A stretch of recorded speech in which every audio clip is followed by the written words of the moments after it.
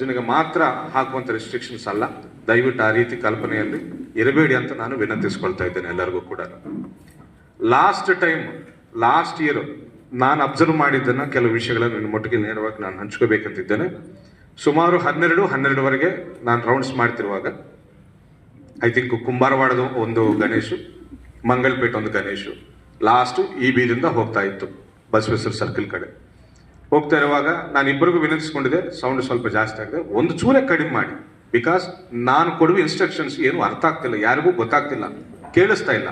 ನನ್ನ ಕೈಯಲ್ಲೂ ಮೈಕ್ ಇದೆ, ಮೈಕ್ ಇದ್ರೂ ಸಹ ಕೇಳಿಸ್ತಾ ಇಲ್ಲ. ಸೊ ದಯವಿಟ್ಟು ಸ್ವಲ್ಪ ಸೌಂಡ್ ಕಡಿಮೆ ಮಾಡಿ ಅಂತ ಕೇಳಿದೆ. ನಾನು ಕೇಳಿದಂಗೆ ಪಾಪ ಮಂಗಲ್ಪೇಟೆ ಅವರ ಹುಡುಗರು ಕಡಿಮೆ ಮಾಡಿದರು. ನಾನು ಅದು ದಾಟ್ಕೊಂಡು ಹಂಗೆ ಹೋಗ್ತಾ ಇದ್ದಂಗೆ ಮತ್ತೆ ಆಸ್ ಇಟ್ ಈಸ್ ಸೌಂಡನ್ನು ಹೆಚ್ಚಿಸ್ಬಿಟ್ಟಿದ್ದಾರೆ. ಸೊ ಅವ್ರ ಮೇಲೆ ಇವ್ರ ಪೈಪೋಟಿ, ಇಲ್ಲ ನಿನಗಿಂತ ದೊಡ್ಡ ಸೌಂಡ್ DJ ಸಿಸ್ಟಮ್ ನನ್ನ ಕಡೆಯಿಂದ ದೊಡ್ಡ ಸೌಂಡ್ ನಿನ್ನ ಕಡೆ ಇದೆ ಅಂತ ಹೇಳಿ. ಬಟ್ ಅಧಿಕಾರಿಗಳ ಆದೇಶ ಕೇಳಲಾರದಷ್ಟು ಅಂದ್ರೆ ಆ ಪರಿಸ್ಥಿತಿ ಇರಬಾರ್ದಂತ ನನ್ನ ಅಭಿಪ್ರಾಯ. ಬಿಕಾಸ್ ಅದೇ ಮಧ್ಯದಲ್ಲಿ ಯಾರಾದ್ರೂ ಸಡನ್ಲಿ ಅನ್ಕಾನ್ಶಿಯಸ್ ಆಗಿ ಬಿದ್ದಿದ್ದಾನಂತ ಅಂದ್ಕೊಳ್ಳಿ, ನಾನು ಅವನಿಗೆ ಸಹಾಯ ಮಾಡಬೇಕು. ನಾನು ಇನ್ನೊಂದು 10 ಪೊಲೀಸರನ್ನ ಕರೆಸ್ಕೋಬೇಕು, ಕರೆಸಿ ಬನ್ನಿ, ಬೇಗ ಬನ್ನಿ, ಒಂದು ಸ್ಟ್ರೆಚರ್ ತಗೊಂಡು ಬನ್ನಿ. ಈ ಇನ್ಸ್ಟ್ರಕ್ಷನ್ಸ್ ಎಲ್ಲ ನನ್ನ ಪೊಲೀಸರು ಕೂಡ ತಲುಪಬೇಕಂದ್ರೆ ಸ್ವಲ್ಪ ಸೌಂಡ್ ಅಟ್ಲೀಸ್ಟ್ ಒಂದು ಲಿಮಿಟ್ ಅಲ್ಲಿ ಇದ್ರೆ ನನ್ನ ಆದೇಶ ಅವ್ರಿಗೆ ಹೋಗ್ತದೆ, ಅವ್ರು ನನ್ನ ಆದೇಶ ಪಾಲನೆ ಮಾಡ್ತಾರೆ. ಎಲ್ಲರೂ ಒಟ್ಟಾಗಿ